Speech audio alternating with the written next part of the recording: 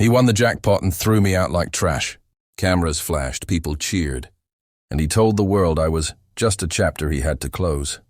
But what he didn't know was that the real winning ticket, the one with his precious numbers, was never his to begin with. It was mine. And I kept it, not out of greed, but out of patience. Because revenge, when served cold, tastes sweeter than any fortune. Before we dig deep into this heartbreaking story, tell me where are you watching from? Don't forget to like, comment, and subscribe for more powerful stories that will break your heart and heal it again. Now, sit back, take a deep breath. Because this story isn't just about love or luck. It's about betrayal, revenge, and the price of silence. Rain fell softly that Friday night, tapping on the tin roof of our small apartment like fate, knocking gently before it breaks the door. Martin sat on the couch, eyes fixed on the flickering TV screen. His hands trembled, half from excitement, half from the cheap whiskey he always claimed helped him think clearer. "Anna," he said, grinning, "if these numbers hit, our lives will never be the same." I smiled, a tired smile, the kind born from years of hope that never quite paid off. "Martin, we'll still be us," I said softly. "Money won't change that." He laughed, the kind of laugh that makes promises it never intends to keep. The numbers began rolling across the screen. 6 numbers, then silence. And then, the explosion. He leapt from the couch, screaming, spinning, grabbing me by the waist. "We won! Anna, we won!" I laughed too, I truly did. For a brief, perfect moment. I thought we'd finally be free of all the struggle. The bills, the nights we counted coins for rent. We hugged, we cried, we danced barefoot in the kitchen. But I didn't know that in that moment of joy, I was holding on to a man who had already decided that my place in his new life would be outside of it. By morning, reporters were calling. Friends we hadn't heard from in years sent congratulatory messages. Martin was suddenly a star. His name flashed on television screens. His smile plastered on every post. He started wearing new cologne, expensive suits. He spoke differently, slower, confident, like someone rehearsing power for the first time. He told me to let him handle things. He stopped saying we. Within a week, he was meeting with lawyers, financial advisors, and photographers. I watched him pose for cameras in our small living room. The same room where we used to eat noodles by candlelight during blackouts. When I tried to stand beside him during an interview, he gently pulled me away. "Let's not complicate things, Anna. This is about the win, not us." "Us?" I repeated, but he didn't answer. That night he slept in the guest room, claiming he needed space to think. By the end of the week he was gone. I came home one evening to find a black car parked outside and a man in a suit standing by the door. He handed me an envelope. Inside, an agreement signed by Martin. It was an official separation of assets. Every line cut me deeper than the last. Our joint accounts were frozen. The house, his. The car, his. Even the furniture. He had left me with nothing but a few clothes and a lifetime of memories that suddenly meant nothing. When I called him, his voice was cold. "Anna, you'll be fine. You always land on your feet. I need to focus on my future." "We've grown apart." His future? He meant his fortune. I packed my belongings in silence. Each drawer felt like a goodbye. And then, at the back of a cabinet, I found it, a crumpled paper folded between grocery receipts. My lottery ticket. It took me a second to remember. I'd bought one that same night. A small, silly act of hope. I'd filled it out while waiting in line, late for work, laughing with the cashier about how I never won anything. The ink was faded, but the numbers were clear. I unfolded it, laid it beside the printed results, and froze. They matched. Every single number matched. For a moment, my knees buckled. My breath came short and fast. Then slowly, a smile crept across my face. He celebrated the wrong ticket. The real winner was me. The next morning, I didn't rush to the lottery office.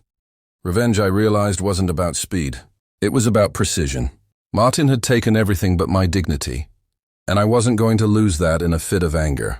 Instead, I started learning how winnings were claimed, how validation worked, how ownership could be proven. The ticket bore my name. The timestamp matched my purchase. It was all there, quietly waiting, like a secret loaded weapon. Meanwhile, Martin was on television bragging about his lucky stars. He smiled wide, but I could see it. That greed in his eyes. The emptiness behind his new confidence. He was rich but restless. And I was poor but powerful, because I held the truth. Weeks turned into months. Martin's new mansion appeared in magazines. He was photographed with models, politicians, and the same people who once mocked him. He'd erased me completely. I got a small job at a library, quiet and steady. I didn't tell anyone my secret. Every evening, I'd open a folder filled with documents, receipts, proof, and the sacred ticket. I studied law blogs. I met with lawyers discreetly. Every step was a piece of a puzzle, my slow, meticulous redemption. He thinks he won, I told my reflection one night. But the real prize is still in my hands. One morning, Martin received a letter. A legal dispute had been filed. Ownership of the winning ticket was being challenged. At first he laughed. Scammers, he told his assistant. But when he saw the name at the bottom of the document, his laughter died. Anna Morgan. He froze. The room fell silent. Attached to the file was evidence, the original validation mark. CCTV stills from the convenience store, timestamps. It was undeniable. His fortune, his pride, was built on my ticket. The courtroom was cold, all marble and silence. He arrived in an expensive suit, all charm and arrogance. I came in quietly, wearing the same gray coat I'd worn the night he left me. The lawyers spoke for hours. He claimed mistakes, misunderstanding, confusion. I said nothing. I didn't need to. The evidence spoke louder than I ever could. When the judge read the verdict, his voice was steady. The court recognizes the rightful claimant and legal owner of the lottery winnings, Mrs. Anna Morgan. The cameras clicked. Martin's face turned pale. He opened his mouth, but no words came. For the first time, I didn't feel anger. I felt at peace.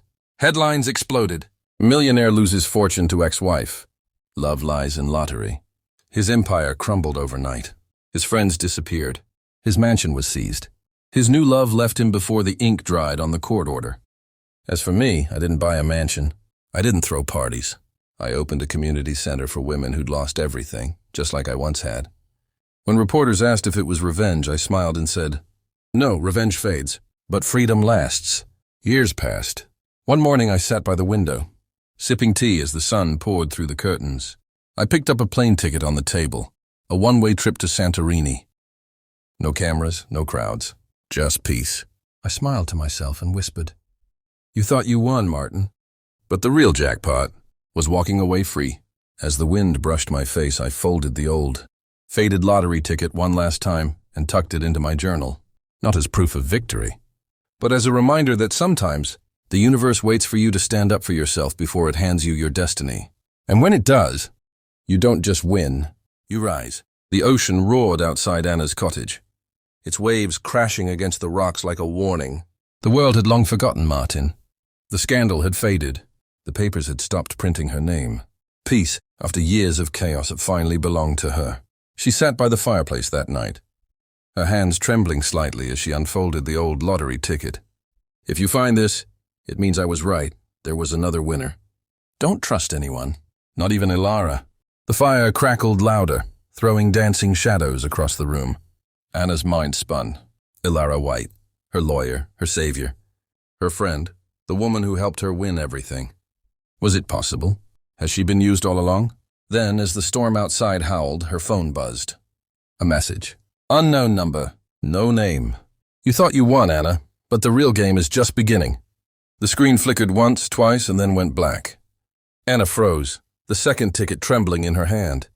Outside, a car engine started, the low, slow purr of someone waiting.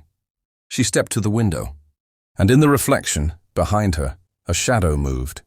Not every jackpot comes in cash. Some come with curses. And in that was, he won the jackpot and ditched me. Some stories end with love. Others end with lessons.